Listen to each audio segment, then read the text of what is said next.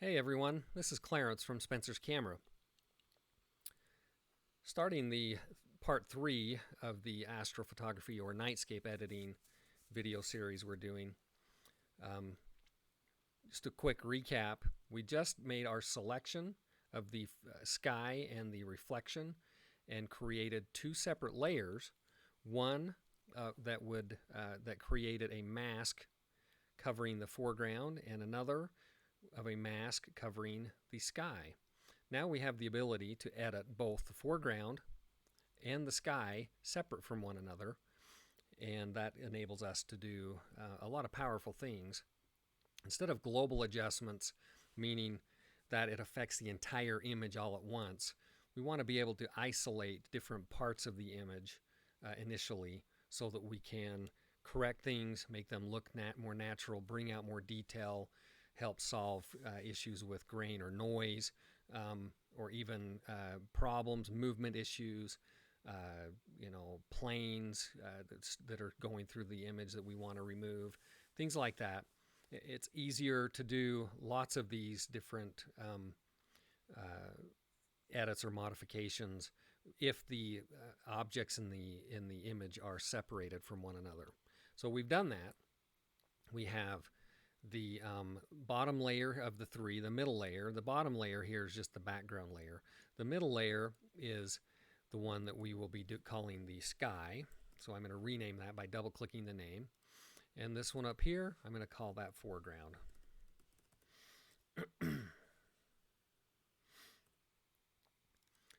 So when we're editing these, I prefer to kind of dive into the sky first. We could turn this into a smart object, then it would eliminate the foreground. That increases the computing usage of the computer, so I'm not going to do that today.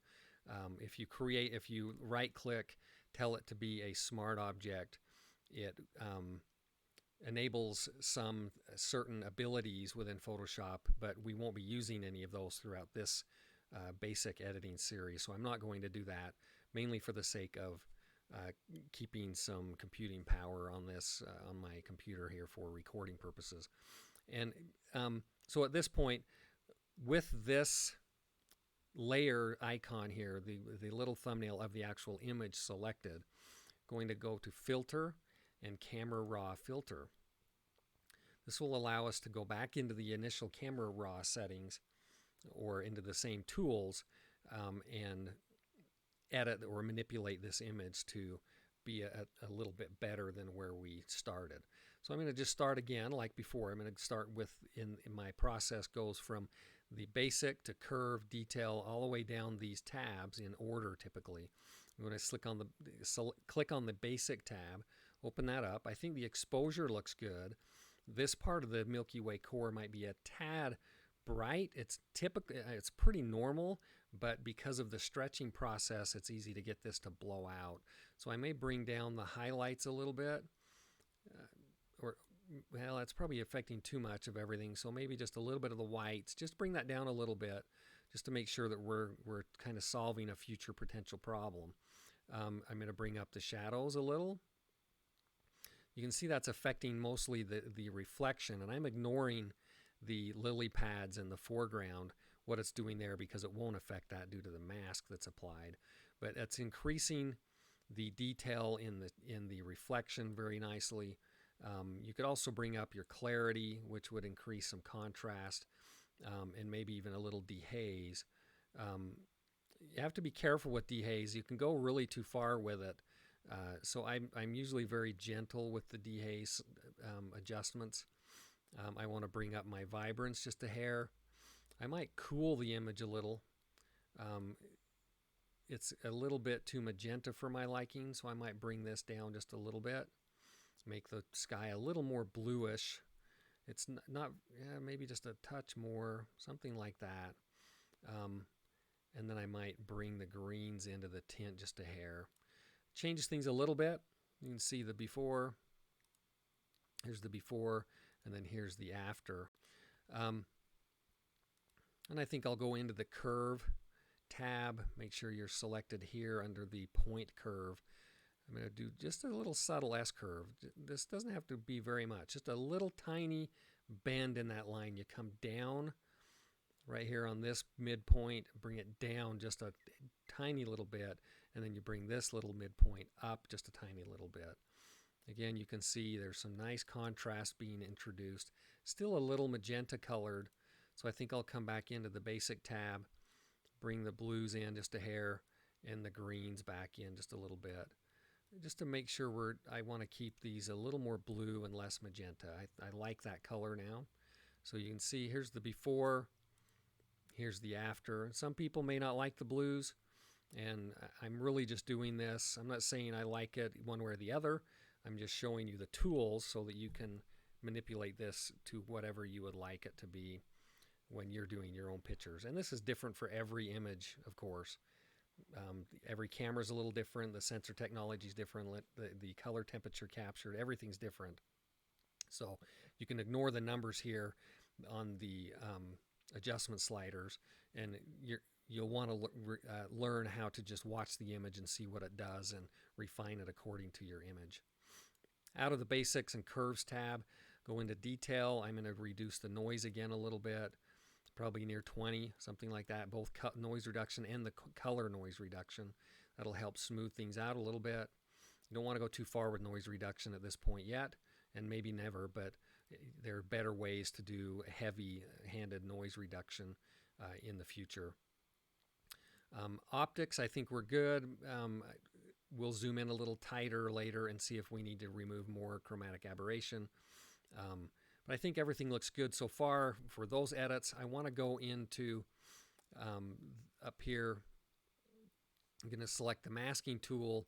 The linear gradient tool is the one you want to select. Then you're going to click into the reflection a little bit and then drag towards. If you hold the shift key at the same time, it'll keep the line horizontally. Drag that towards the edge of the tree line. What that does is it's creating a selection that graduates from all selected down to 0% selected at the top. Then when we go into this, we want to increase the exposure maybe just a hair. Maybe not exposure, but just shadows. Let's bring the exposure down to 0. Just bring the shadows up a little bit, and I'm only looking at the water, ignoring the lily pads. You can maybe bring some more blues into that water to match the sky a little better. Reflections should always be a little darker than the actual object that is being reflected. That's just natural. If you match it, it won't look natural. Some people love it, but it's not really true to nature. I try to keep my images looking natural with an artistic hint or an artistic flavor to it. So I try to keep it natural looking, and that's one thing that I've learned over the years, is that your reflections will be a little darker than the actual object that's being reflected. You could come down a little bit lower. There's more tools here, and maybe do a little clarity, just a touch of dehaze. I think that looks pretty nice. There are other tools here as well, but we're going to ignore those. Then just click OK. It will now apply those adjustments to only the area that we had selected, and because of the mask that's affecting, and you'll see the difference. We'll toggle between the before and after as well, so you can see the difference pretty vividly. So there's the changes. This is before, and then here is after. You may have liked it better this way. I'm just basically showing you the way the tools work and how it did not affect anything within the darker areas of the foreground because of the mask. You can see there's no change. Now if we click on the layer here, the thumbnail for the foreground layer, we're going to do similar edits through the Camera Raw filter, but this time it will only affect the lily pads and the trees. We'll give it a second here to load it. There we go. Back into the basic tab. I really like bringing up these shadows a bit. It brings up nicely the detail in the lily pads. You don't want to go too far with the foreground. You can if you'd like. but it will introduce some noise. Let's bring it up a little bit so we can see the detail of the trees a little bit. I'm going to bring the vibrance up and maybe push the greens in a little more, something like that. A little more blue, cool it down. Those shadows need to be a little cooler, I think. I think that looks pretty nice. There, you'll notice in this image there is a little bit of light hitting these trees from a light source that was behind us, and we'll deal with that later in how to correct that and remove that. But I like that. It looks pretty good. It is introducing some noise into these trees, so I want to go into the details and bring up the noise reduction pretty heavy here because the shadows are getting clobbered with some noise because of that stretch or the adjustment earlier. So I want to bring that up to about 40. Color noise, about 20. That's usually where I would stay in a circumstance like this. Everything else for the foreground I think looks pretty good. So just click OK.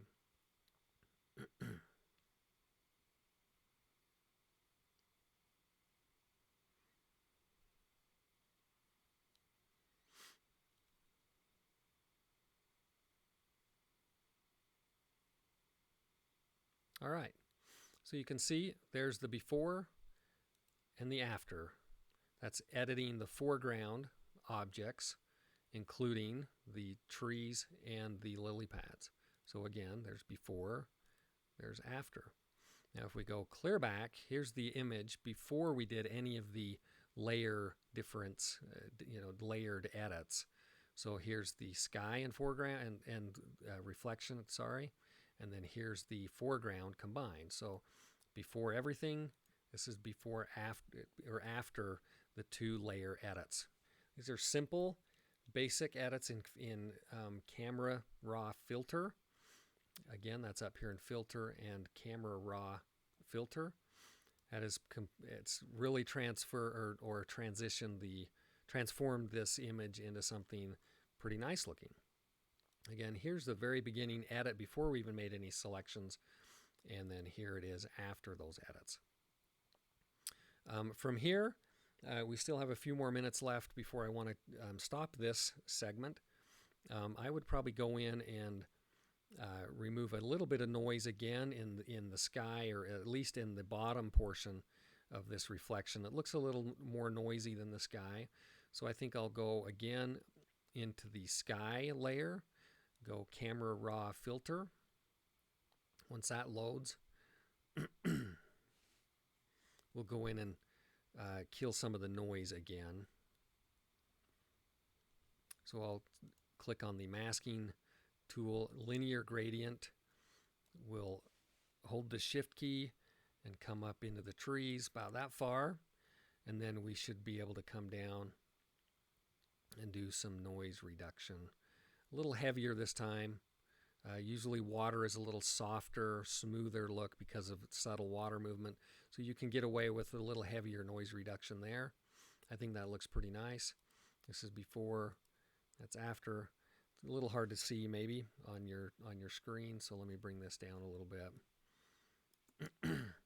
If we do before, you can see the grain in here, and then after, it's taken it out pretty nicely. So I'm just going to click OK. Let it apply that. And there we go. You can see it's pretty grainy, especially down in this area. And then it's smoothed it out.